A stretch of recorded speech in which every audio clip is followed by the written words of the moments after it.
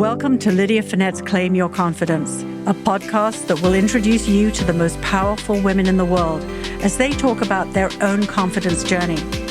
No matter what obstacles you face, Claim Your Confidence will inspire you, motivate you, and give you a roadmap to live the life you want. So, are you ready to claim your confidence? Welcome, everybody, to Claim Your Confidence. I'm Lydia Fenet from Newsstand Studios in Rockefeller Center. It is a beautiful day in New York City. And this morning, I was scrolling Instagram, it's true, and on it, I saw a post that made me laugh out loud and think about my guest who is coming on today. And the quote was, "Dress like you're going somewhere better later."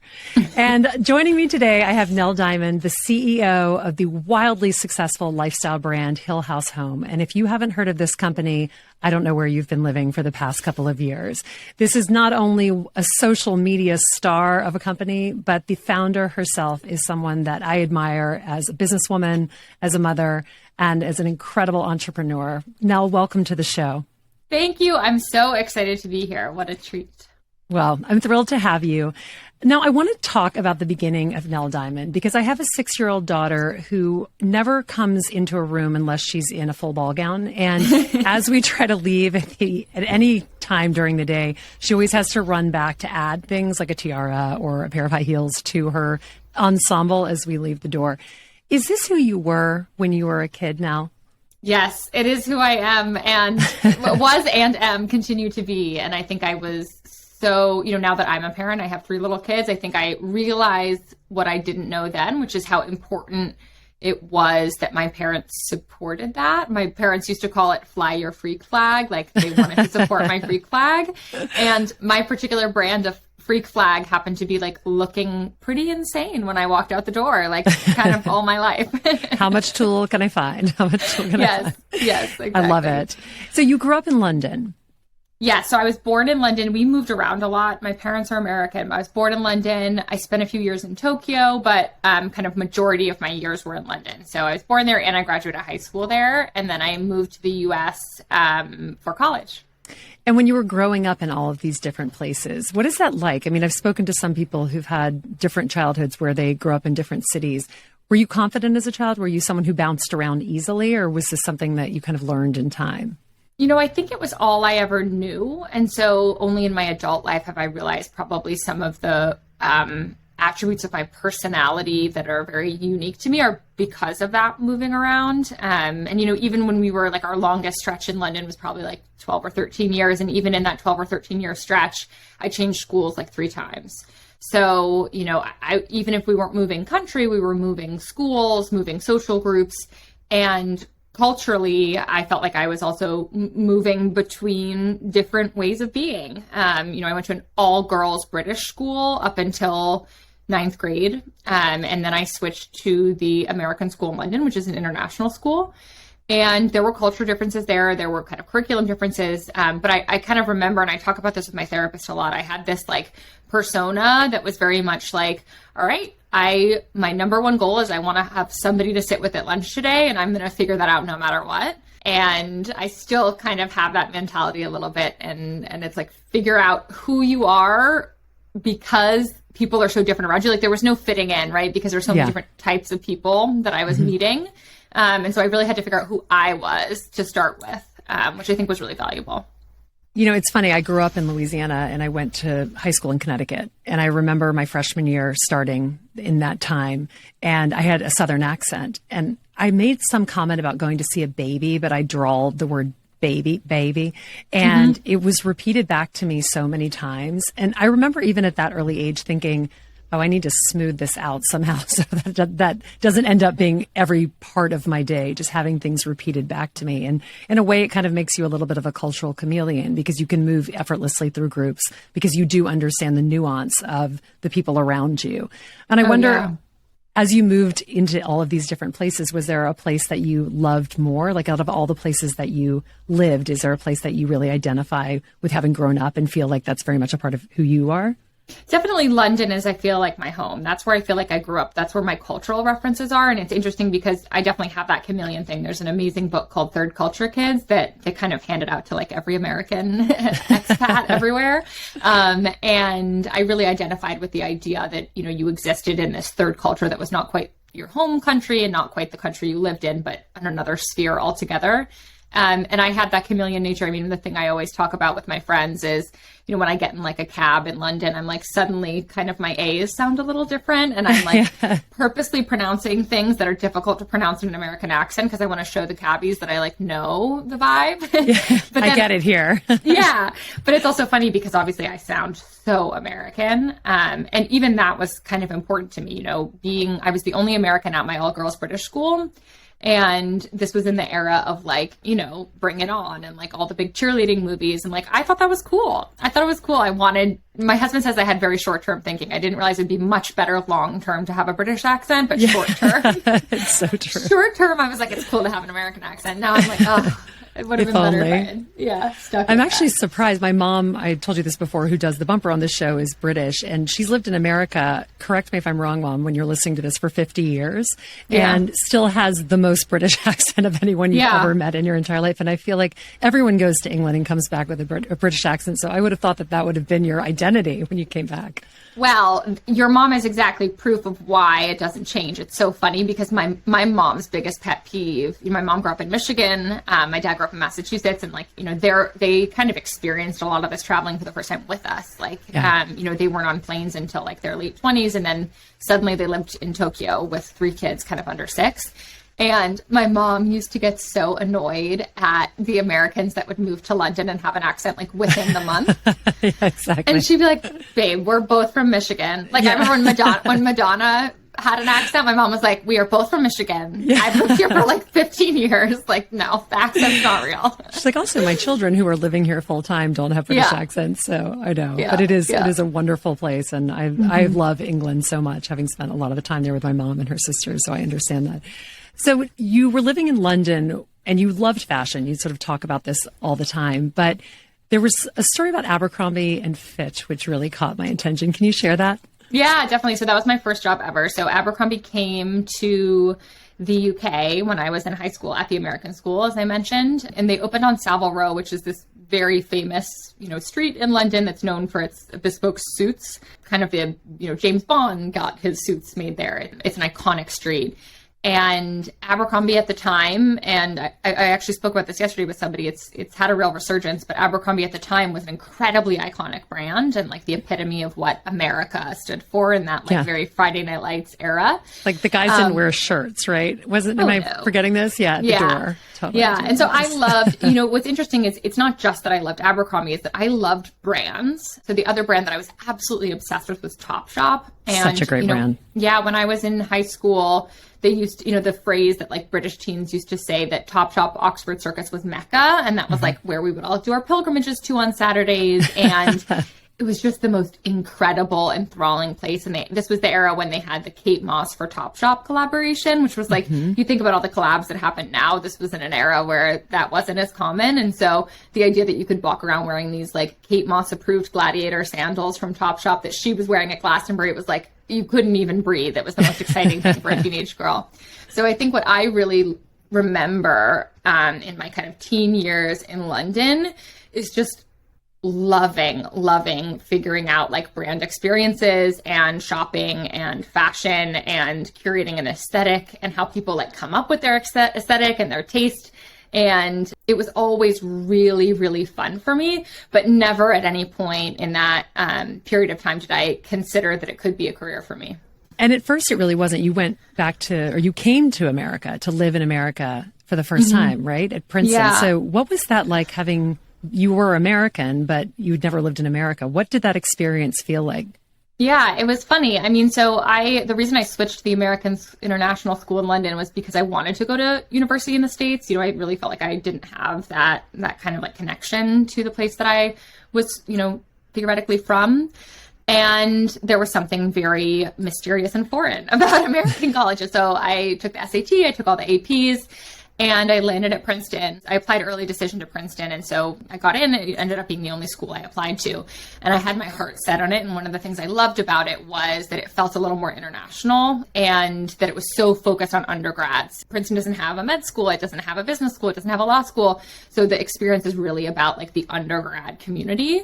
And that was super, super appealing to me. But, when I came over, I think I was also keenly aware that there might be a little bit of culture shock, but nothing I hadn't experienced before. I think it's a unique brand of culture shock when you present as so much of that culture. So like walking on campus with my American accent, but with all my references being very different. And I remember it being like funny little things like, I went to work out in the gym with like some of my new like freshman friends, and they all wore like Sophie shorts rolled over with like these big sorority t-shirts and like this very specific like brand of sneakers. And I was wearing like, one of them described it as I looked like I was going to a club.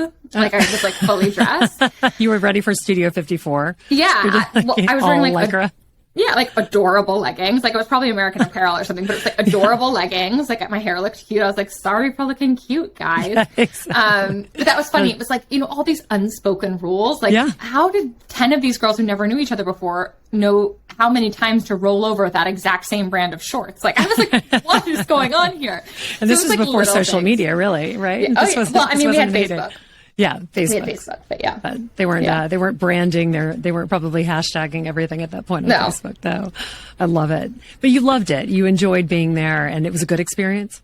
It was amazing. Undergrad, I was thinking about like the schooling experience that I felt the most at home at. That was definitely it. It was just such an incredible group of people with so many disparate interests. And I think Princeton really does an amazing job of encouraging students to take the time in college to explore their wild, weird interests without focusing too much on like, okay, I have to major in econ if I want to go into finance, or I have to major in, politics if I want to work in DC.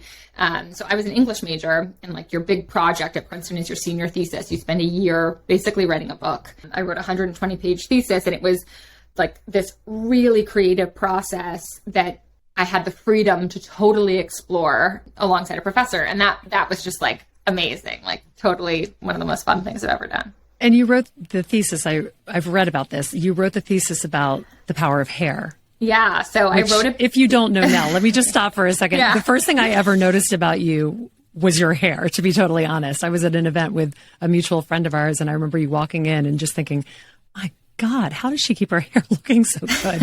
It's incredible. It's such a mane. So was that just your thing at that point, and that it evolved into this paper?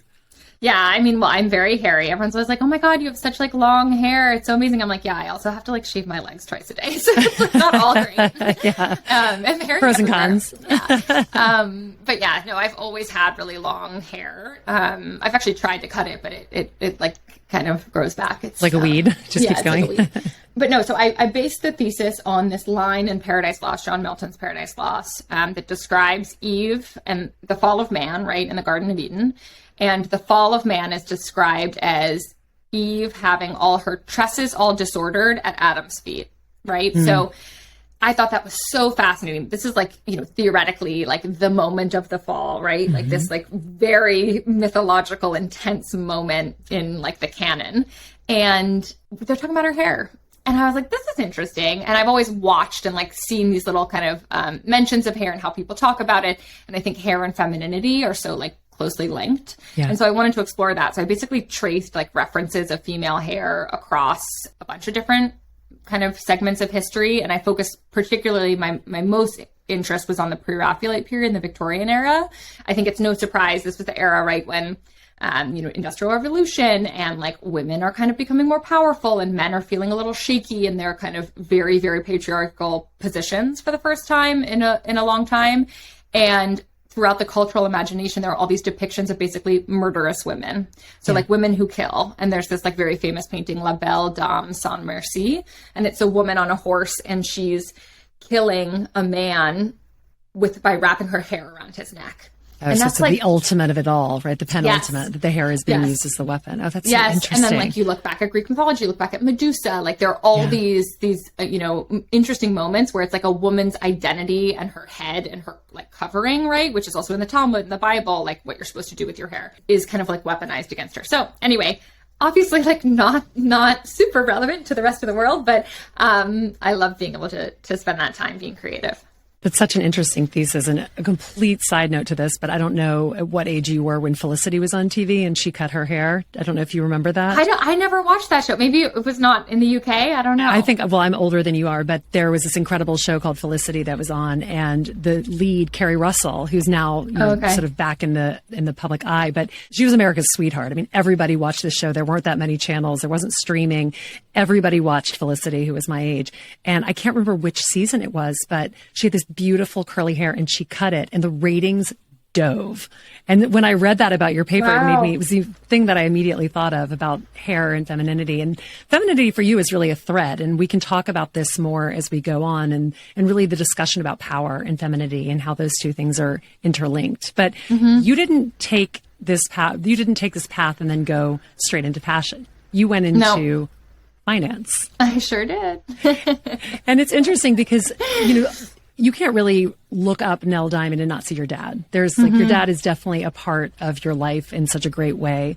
It must be an interesting thing over the course of your life to have a father who's done so well, because you clearly are a very intelligent person and you obviously have huge dreams as well. And I'm sure that there are people who are like, oh, she gets it because of this. But there's also the work ethic of someone who goes and tries to prove them all wrong, which I love. That's what you've done. So you go to Deutsche Bank, which is not ultimately the end for you. So tell me about your black Ann Taylor suits, because I too donned those around the auction stage. Yeah. Well, so I went into finance after Princeton. I think, a little bit of it was my dad, right? My dad had this tremendously successful career from growing up with nothing in finance. And I love and adore and idolize my dad. And it's natural to want to kind of explore that career since I had seen him do it for so long. So there was that paired with this idea that I was this very serious, kind of straight A, type A student. And that's what had gotten me to Princeton. And that's what I had always kind of gravitated towards, was like doing the hardest thing, right? I wanted to take like the hardest AP class and the most difficult extracurriculars. And I wanted this path and I wanted to get the best grade on all those things. And that was like very core and fundamental to who I was. But why do you think that is? Like, is that just who you are as a person? I think I will spend a lifetime trying to figure that out, but I think certainly much of it is inherent. I've had many discussions with my parents about this, like in my adult life, and my parents certainly never put this like outsized pressure on us. I think on me or my brothers, I think a lot of it was pressure I put on myself. I think probably there's so much more at play there. I gravitated towards these things that had like structure and like clear markers of success. And I think this is a real thing in college and career offices, right? Like the banking and consulting kind of ladder is such that, by the end of your junior year, right, you spend like all of your junior year like trying to get this big internship. Then you get the internship, and then after the internship, you find out on the last day of your internship if you got the full-time offer. And it's like all these clear paths that are kind of like getting into college and getting the good grades and those things. And so for me, it was almost like, I followed the path. I did all the right things. I showed up, I worked so hard at that internship. I got the job and I couldn't turn it down. And it was partly that, and partly like, I know that I will always wonder if I should have gone into finance if I don't at least try it. So I ended up trying it. And I don't regret it, but it is definitely funny how that decision I felt like was almost made for me as opposed to kind of made super eyes open. And I did love reading about the black Ann Taylor suit, because I wore the same thing on stage. Honestly, for the longest time, for 10 years, I would always gravitate towards the black. And I feel like confidence for me always came when I started realizing that if I dressed the part, if I dressed the way I wanted to feel, as opposed to how everyone else thought I should look, it made me feel more confident in many ways, like putting on color, putting on earrings, putting on heels. So you're sitting at your desk at Deutsche Bank in your black Ann Taylor suit, and is this when you think of Hill House Home? Yes. And a note on the suits. It's really funny because I've been thinking recently, in high school, in college, and all of those periods, like I never felt like I had to dampen myself to like be the best student, be the best, person, be who I was basically. Like I felt like I could walk into, the hardest math class or the most intense like debate or whatever presentation. and I could be fully me, and that like the teachers would support me, the school would support me, like my success would be there. Somehow when I got into the working world, that totally shifted.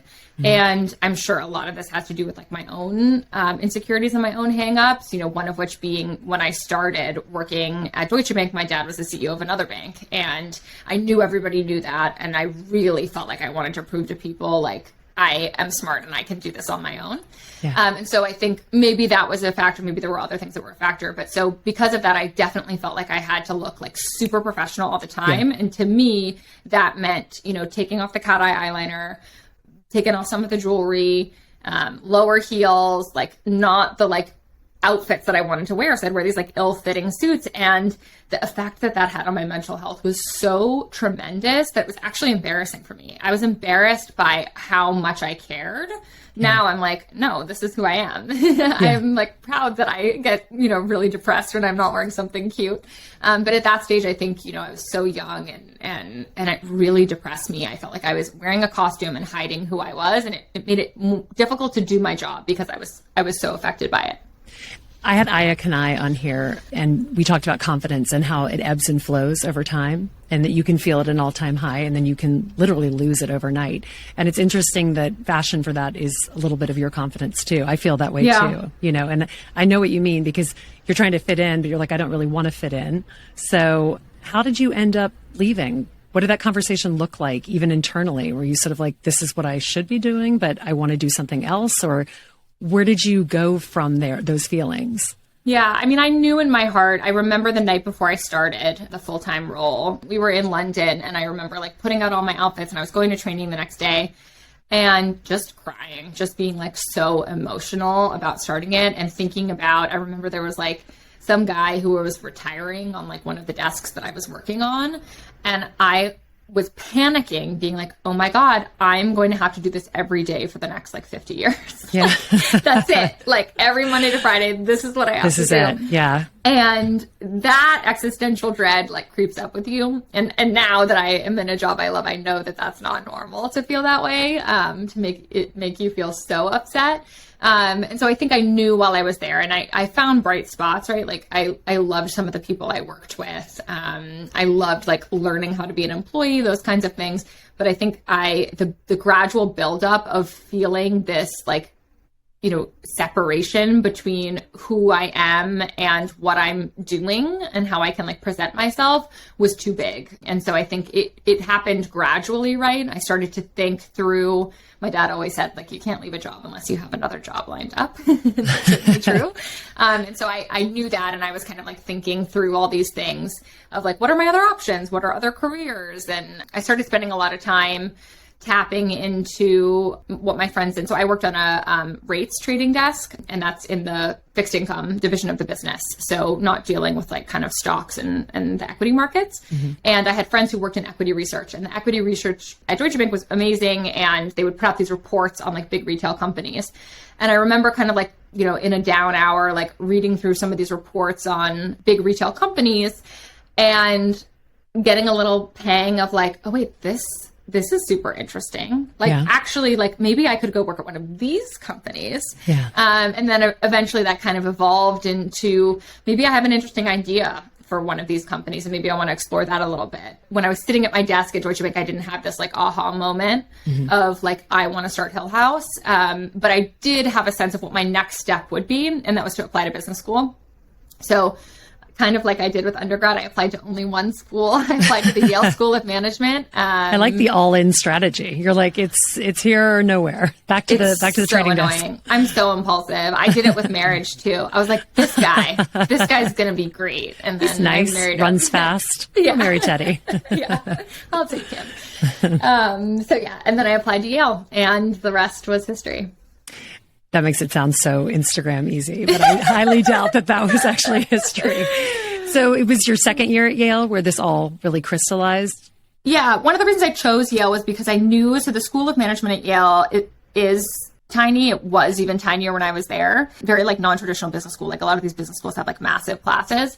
And I knew that they were really focused on their entrepreneurship program. And so I had that in the back of my mind, like, okay, amazing. Like I could, kind of toy with this entrepreneurship thing, but I was not sold on doing it. I'm a very risk averse person. I was coming from that like strategic ladder situation. And like, so what is the next step here? What's the next step? Exactly. And I love the idea that an entrepreneurship program might give structure to the craziness of starting a business. So I told myself I would spend the first year at Yale just, taking the core classes and understanding all of that. And that I would get an internship that summer in like a retail or fashion business. And so I did that. I ended up working at LVMH for the Louis Vuitton US brand, which was iconic and incredible. Like what a huge gift to be able to see a little bit inside how, one of the best conglomerates in the world works. But I think, part of that internship process, I was thinking like, maybe I'll convince myself not to do entrepreneurship. Maybe this will be what I need. Yeah. Set me back on my path. Yeah. Scratch the itch. But it didn't. Even though I loved it, I knew I was not going to get this idea out of my head. So when I went into the second year at Yale of business school, I kind of pencils down, like really started in earnest working on the idea for Hill House. And where did the name Hill House come from? Came from a few things in my life. So one is that the Yale School of Management is on Hill House Avenue in New Haven. And actually Mark Twain once called it the most beautiful street in America, which I always loved it. It really is gorgeous. And then my brother went to a school called Hill House in London too. And I just kept seeing the name like pop up in a million different places. Like a sign. It was actually Teddy's idea, my husband's idea, Hill House. I don't know if I've ever told anyone that before. He was like, oh yeah, like Hill House home. Like it sounds so symmetrical. And he said it and I was like, oh my God, I love it. So, that's cool. Yeah. Aren't you glad you married him? There you go. And yet another reason, a branding expert. Who knew?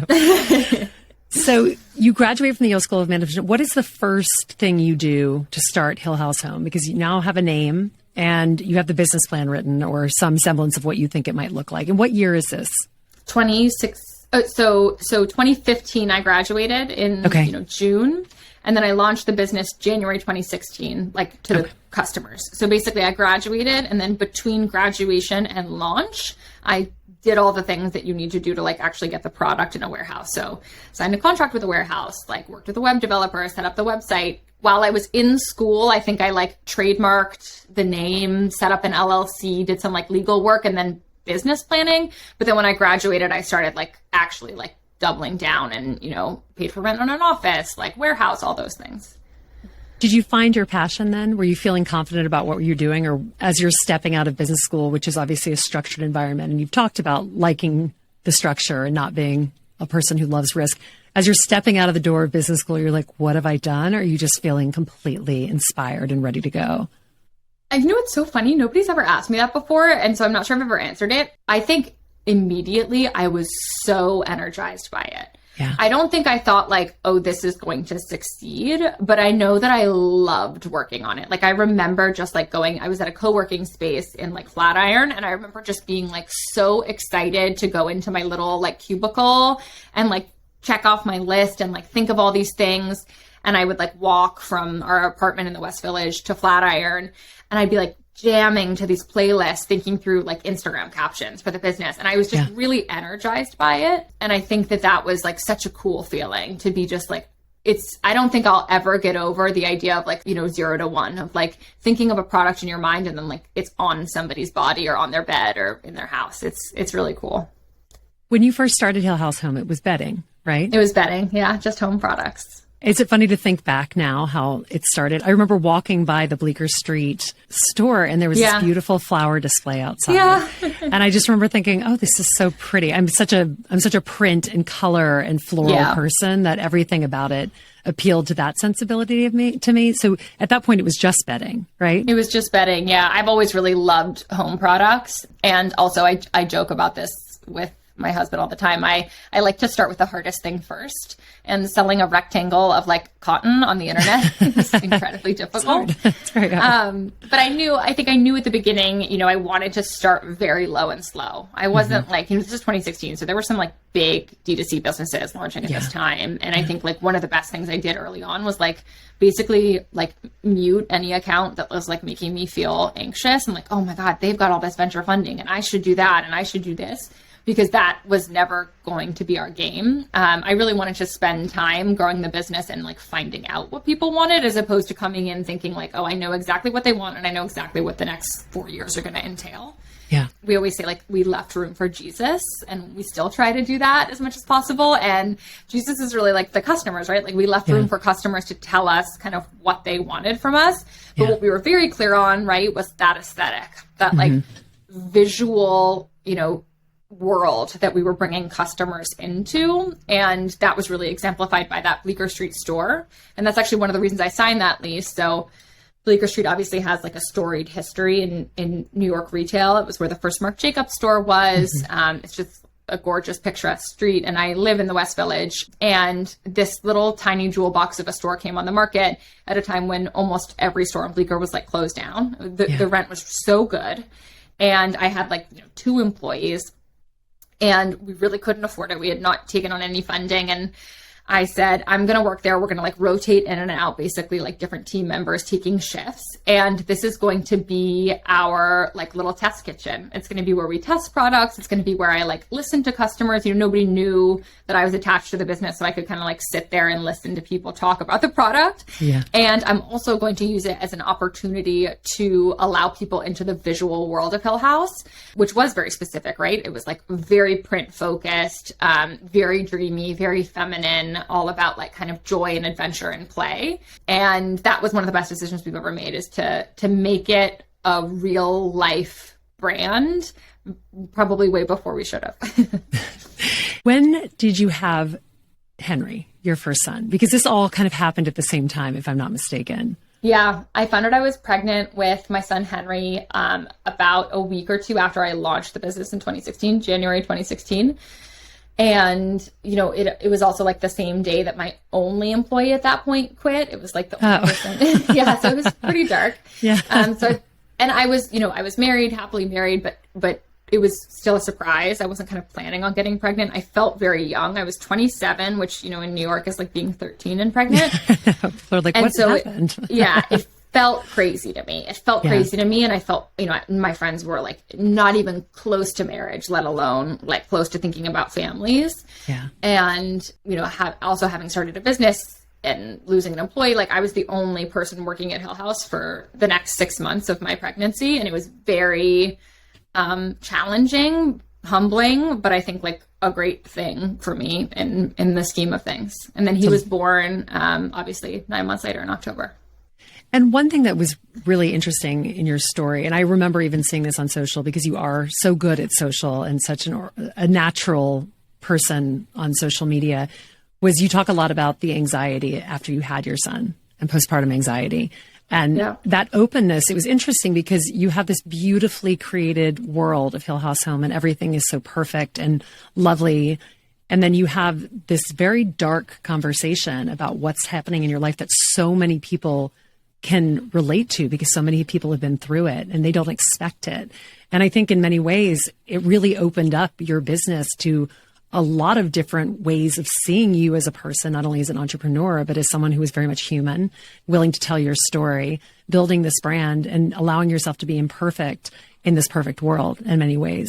And I know from many people who I had told where you were coming on the podcast have said that to me, that they were going through particularly dark times in their own childbearing experiences, child rearing experiences, and seeing that was very helpful to them. Have you continued doing that since? Am I right? Wow, that's so nice to hear. Yeah, definitely. I think it was never, I wish I could say it was like all this like, plan to help people and all of these things. I think I'm definitely like the type of person that sharing helps take some of the burden out of my brain, and it really helps me. So sharing about like particularly tough things that I've gone through, whether it's, postpartum anxiety or struggles with my mom's health or, whatever, just having a bad day. I think like putting it out into the universe is very helpful for me. Yeah. And so it's incredible if it, helps another person too, to know that, that's going on behind what might look like a internet-y perfect life. Yeah. And I definitely think it, in many ways, as we moved into the COVID era, is something that we all saw more of. But I definitely remember those early days of seeing those posts and hearing you talk about it and thinking it was refreshing to see someone be so open about something that a lot of people try to hide, and how that kind of allowance allows other people to share as well and make them feel like they're part of your community. So you've had success, obviously, with the bedding. COVID hits. No one expected that, obviously. But that was really when Hill House Home became a phenomenon with the nap dress. And the nap dress you had, right, in 2019. It wasn't that you created it during, but talk to me about that overnight success. Although, of course, overnight success is never really overnight, as we know. Yeah, definitely. I mean, our business grew tremendously during COVID, but I think the background that's so, important is that, so this product that, we're most known for, which is the nap dress, we first started working on that product in 2018. And it was really out of a kind of like personal need. I wanted to be able to, I'm a dress person. I find pants really uncomfortable. Yeah. And I wanted like really cute, easy, breezy cotton dresses that like, I felt like I could, wear getting my toddler breakfast, but also like wear to a meeting, wear out to dinner, like, it could last me through kind of a 16-hour day, and that I would still feel comfortable, but still feel really cute in it. Because at this point, I was feeling a little more confident in the fact that, like, if I feel cute, I'm a better person to be around all around. So that was very important to me. But I think I never, believed that, this is going to be this huge hit and this is going to be the hero product that like everybody's obsessed with. I think I wanted to get it out into the universe, with no expectations. And so we first started releasing this product actually in the Bleecker Street store. We like hung our first nap dress, and it was very clear from the first kind of couple times that we sold them that this was a special product. So I could tell pretty early on, like, this is like actually something that might be, bigger than us. Why? Why? What was it? Was it the reaction? Was it that they were flying off the shelf? So the big thing for me was the vast array of people who looked amazing in it. And so it wasn't just like body size, it was also like aesthetic, right? Like I had like a friend who was like the kind of friend who always wore jeans and like Doc Martens and a leather jacket, and like she'd put one on and look iconic. And then I had a friend who was super girly and like always wore like really frilly things, and she looked iconic in it.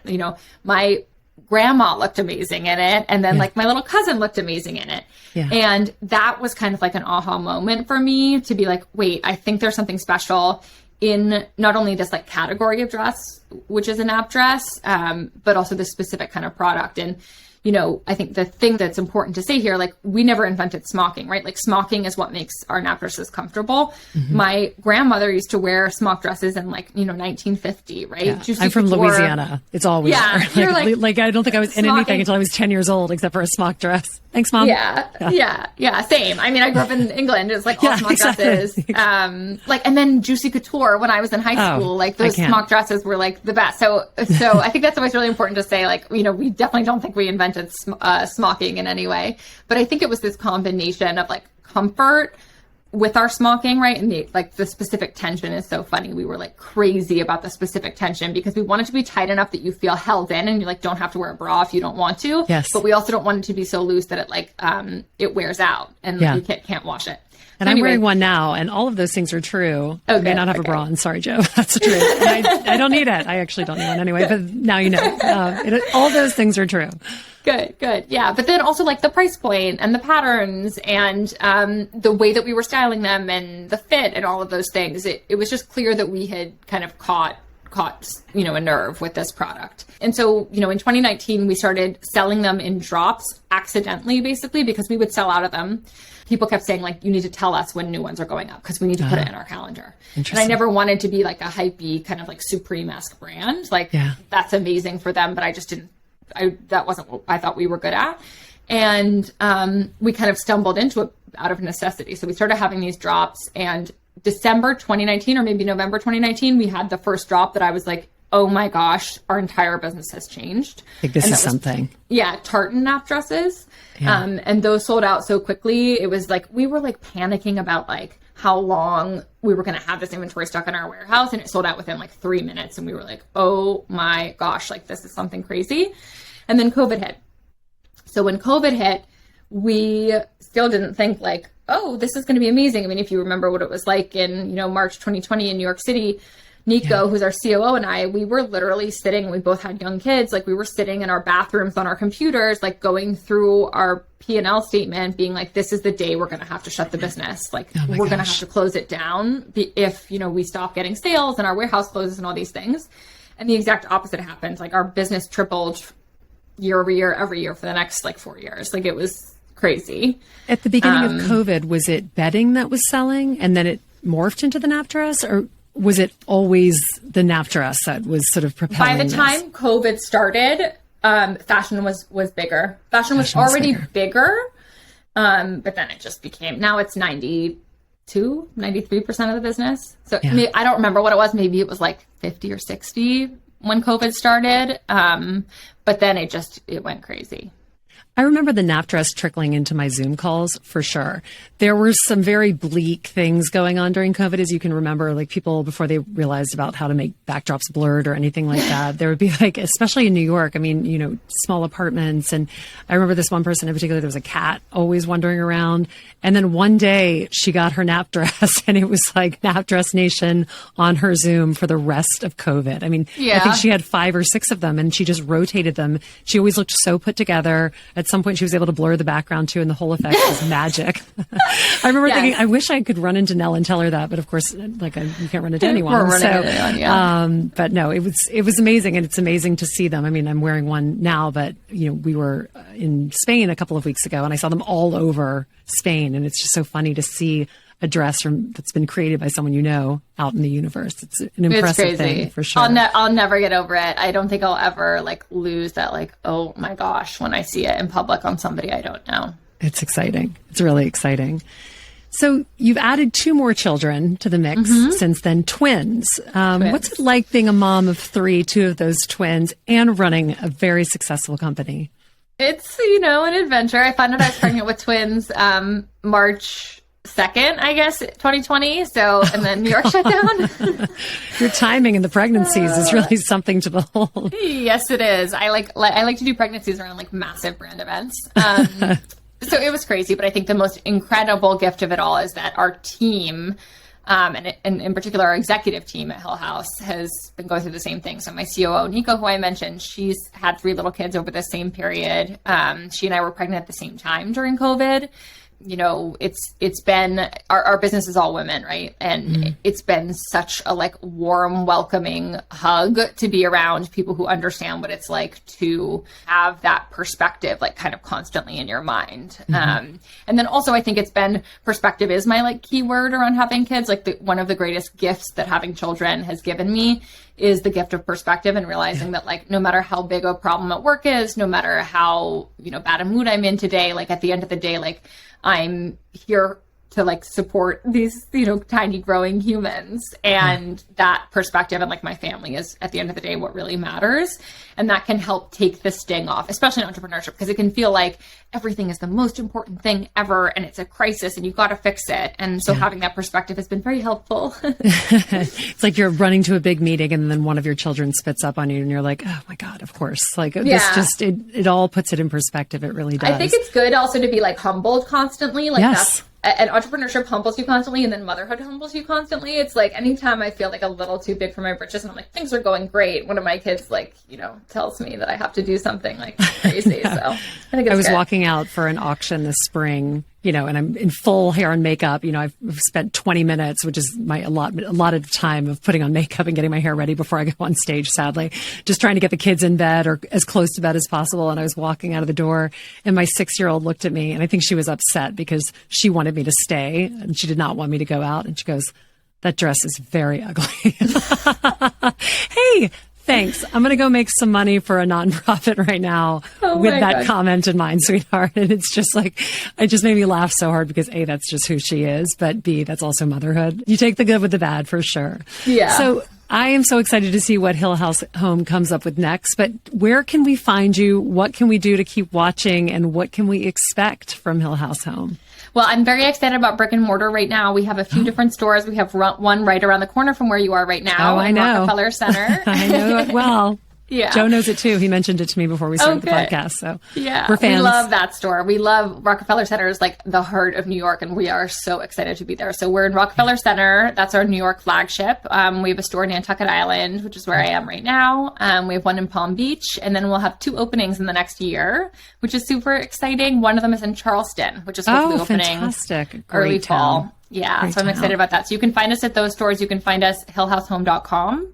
And then you can follow us on Instagram and all those other things. It's just at Hill House. And then I'm at Nell Diamond. You can find me there too. Well, what a fun conversation this has been. Nell, thank you so much for taking the time to be here, especially on your summer vacation. Although I'm sure with your business and the kids, there's very little downtime for you right now. Oh, yeah. I want to leave our listeners with one last question, just because we're talking about clothes and we talked about confidence. What piece of clothing do you wear to make you feel the most confident? Is there one piece that you go back to? Nell, you can answer that, and then I want our listeners to answer that as well. Right now, for me, it's my Ophelia dress from Hill House. That's the dress. That's like my power suit. That's like my, power pants suit. Like, I feel super confident in that. Sometimes I call it a panel dress internally. Like, there's no particular panel I'm going on. Nobody's inviting me on a panel right now, but that's what I would wear. At any time. It's kind of like nap dress is like at any time I'm available for a nap. The panel dress is like, I'm available if you'd like me to speak. Well, that's how I started out. Dress like you're going somewhere better. Later, right? Yeah. Well, this has been such a pleasure. I want to thank you again, Nell. I want to thank Joe, my incredible producer, who I totally shocked during our interview today. And a huge thank you to Rockefeller Center. Nell, you said it best. It really is the heart of New York. So thank you for hosting us here and making this happen. I'm Lydia Fenet. This is Claim Your Confidence. And I can't wait for you to tune in again next week. Have a great one.